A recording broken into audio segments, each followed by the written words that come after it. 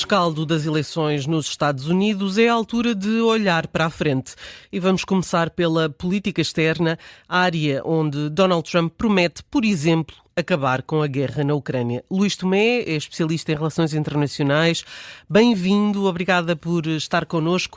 Donald Trump fala no fim relâmpago da guerra na Ucrânia e hoje o Wall Street Journal avança que os mais próximos do presidente eleito apontam para a continuação de fornecimento de armas à Ucrânia caso Kiev suspenda a candidatura à NATO durante 20 anos. O que é que isto nos diz das pretensões norte-americanas? Olá, boa tarde. É difícil porque nós tivemos declarações contraditórias, quer de Donald Trump, quer do seu vice-presidente, J.D. Vance, quer de outros líderes republicanos ao longo da campanha. E agora as informações, digamos, em sentido contrário, continuam. Trump verbalizou em tempos, então a propósito de Taiwan e da China, que não revelaria se os Estados Unidos entrariam em guerra com a China caso a China invadisse Taiwan, invocando que tem que guardar os trunfos e os jokers escondidos dos seus adversários. E aparentemente as várias versões sobre aquilo que a sua administração fará em relação à Ucrânia também estão um pouco nessa linha.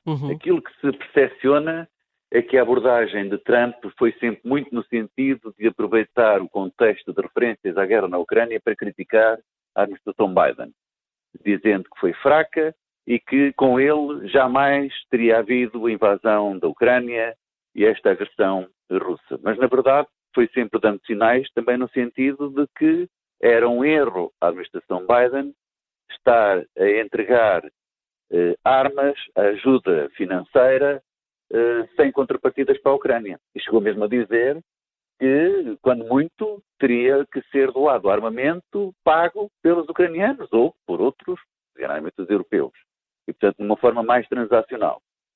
A percepção generalizada é que uma vitória de Trump, como aconteceu, seria má, desde logo, para a Ucrânia, porque não há uma mesma predisposição na futura segunda administração Trump que a administração Biden tem tido para sustentar o fardo de apoiar o tempo que for necessário, com os meios que forem necessários, a Ucrânia. O interesse e a prioridade é conseguir a paz. E o próprio J.D. Vance verbalizou o tal plano de Trump, que incluiria um cessar-fogo imediato estando as linhas fechadas, portanto não havendo mais progressos, mas isso na prática seria o controle russo dos territórios que ocupa, dos territórios ucranianos,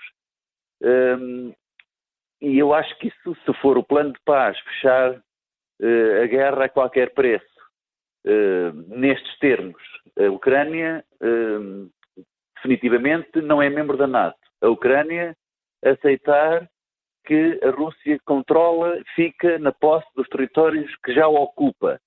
Isto parece-me ser absolutamente inaceitável para o lado ucraniano e inaceitável para os países europeus. Como é que os ucranianos e os países europeus poderão impedir um cenário deste tipo se for essa a vontade de Donald Trump?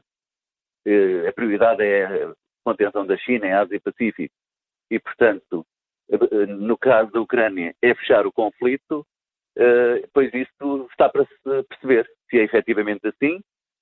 E qual é que será a reação do lado ucraniano e dos países europeus, porque isso seria a capitulação e, portanto, que viraria brechas ainda mais profundas do que aquelas que estimam existirem entre o eixo europeu e o americano, a colisão da Aliança Transatlântica. Parece haver alguma vontade da parte de Donald Trump de fechar a torneira.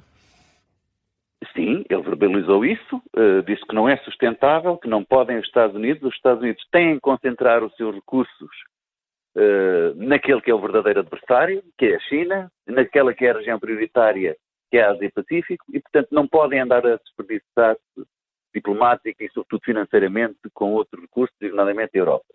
Aliás, o mesmo sinal, apesar de nós sabermos bem como a administração Trump primeira acompanhou muito a agenda do primeiro-ministro Netanyahu, e vimos como Netanyahu apoiou Trump e reconheceu a vitória de uma forma tão entusiasmada, mas Trump já sinalizou que não quer uma guerra generalizada. Aliás, quer o fim da guerra também, o mais rapidamente possível, no Médio Oriente e isto pode inibir uma agenda mais ampla do primeiro-ministro israelita de aproveitar a circunstância de presumivelmente ter a carta branca de Donald Trump para atacar diretamente o Irão e desmantelar o programa nuclear. Mas acha que Donald Trump está disposto a dar esse cheque em branco ao primeiro-ministro israelita? Eu creio que sim, e a razão pela qual Netanyahu ansiava pela vitória de Donald Trump, porque Trump não tem a empatia pelos palestinianos que a administração Biden tem, ainda está em vigor, e a administração Trump foi sempre muito crítica do programa nuclear do Irão e do acordo nuclear que tinha sido feito no tempo de Obama, tanto que a administração Trump retirou os Estados Unidos do acordo, chamado Acordo do Irão Nuclear, e o objetivo proclamado era, através das sanções ou de outras formas, impedir que o Irão avançasse nesse programa. Portanto, neste momento nós sabemos que o governo israelita quer aproveitar a circunstância e o conflito atual para ir mais longe nos ataques ao Irão. E como nós todos sabemos, foi Biden que diplomaticamente trabalhou e conseguiu que a tal retaliação que fez Israel no dia 26 de outubro não visasse as infraestruturas nucleares nem sequer energéticas. E, portanto, desse ponto de vista, Netanyahu espera a carta branca de Trump. Porém, Trump já sinalizou, veremos depois na prática o que é que isso significa, que não quer também alastrar e prolongar a guerra no Médio Oriente. E sendo assim, se o objetivo prioritário é não intensificar nem expandir a guerra no Médio Oriente, não pode dar bênção e apoio a um ataque israelita contra infraestruturas nucleares e até energéticas do Irão. Portanto, vamos ver como é que, neste apoio claro republicano a Israel e nestas condicionantes, para onde cairá a decisão da administração Trump depois de discutir com o governo de Israel. Mas isto, para voltar ao ponto de partida, que é no termo dos conflitos, nós estimamos o posicionamento prioritário de Trump em fechar a guerra na Ucrânia, custa o que custar, e se implicar capitulação de facto da Ucrânia e a desgosto dos europeus, que seja, e no caso do Médio Oriente, se calhar, para desgosto de Israel, não ir atrás por via da força, destruir o programa nuclear do Irão. Isto é o que nós presumíamos à luz da retórica na campanha, do comportamento que conhecemos do Trump. Veremos se é mesmo assim ou não, porque é muito cedo agora para podermos estar a antecipar cenários decisivos. São vários em aberto. Mas em relação a Pequim, podemos falar, antes de mais, em tarifas astronómicas com que, aliás, Donald Trump ameaçou a China. Presumivelmente sim, mas algumas das tarifas já tinham sido pré-anunciadas por esta administração Biden-Harris sobre certos produtos, certos setores. Trump várias vezes ameaçou aumentar essas tarifas. E, aliás, tarifas em particular em relação à China, mas não só, porque o aumento de tarifas que ele anunciou, numa lógica protecionista, visam também europeus e outros parceiros e aliados, designadamente da Ásia e Pacífico. Mas ele tem a experiência do resultado da primeira guerra de tarifas. E, portanto, foi um mau resultado para os Estados Unidos, na primeira guerra de tarifas com a China. Baixou o déficit comercial em relação à China, mas aumentou muito o déficit comercial dos Estados Unidos.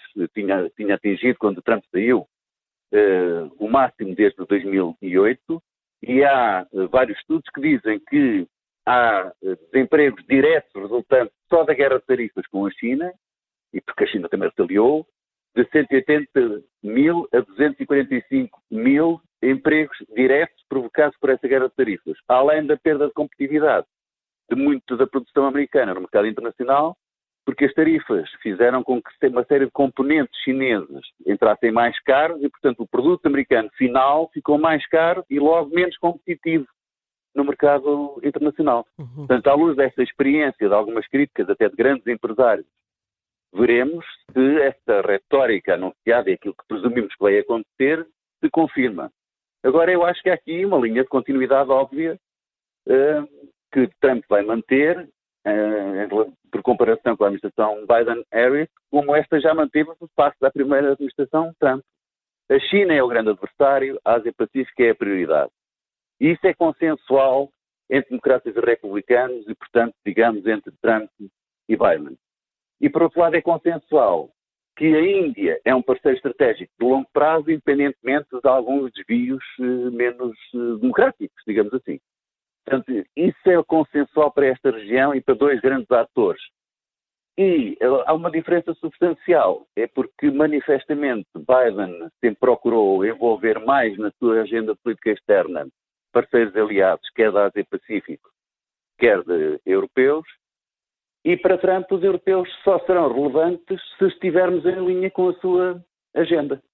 E isso para nós, Europa, é um prejuízo e do meu ponto de vista é uma consequência que resulta desta eleição, sobretudo se vier a confirmar que para além da vitória para a Casa Branca, para além da maioria no Congresso, do controle do Supremo Tribunal Federal, se também tiver a maioria na Câmara dos Representantes, pois parece-me claro, dado o estilo de Donald Trump, a sua retórica, o seu comportamento, que os Estados Unidos se transformam definitivamente numa democracia iliberal e que vão ajudar a promover a ascensão de outras democracias iliberais, algumas já existem na Europa e não só, e que vão catapultar esta onda de nacionalismo e populismo que, de facto, Trump também representa. Não?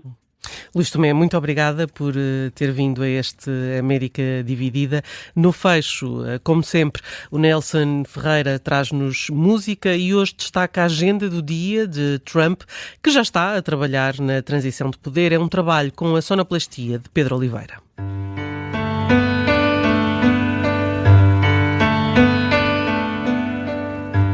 Depois de um dia calmo em Mar-a-Lago, na Flórida, maioritariamente a receber felicitações de líderes estrangeiros, Donald Trump começa já hoje a trabalhar com a equipa que vai assegurar a transição de pastas para o início do seu segundo mandato. Segundo um responsável da campanha republicana, o agora eleito presidente dos Estados Unidos ainda vai dedicar parte do dia de hoje a responder a contactos de líderes estrangeiros, mas vai também ter a sua primeira reunião com a equipa de transição. Uma equipa liderada por Linda McMahon, esposa do ex-líder da empresa de wrestling WWE, e por Howard Lutnick, CEO da empresa de ativos financeiros Cantor Fitzgerald.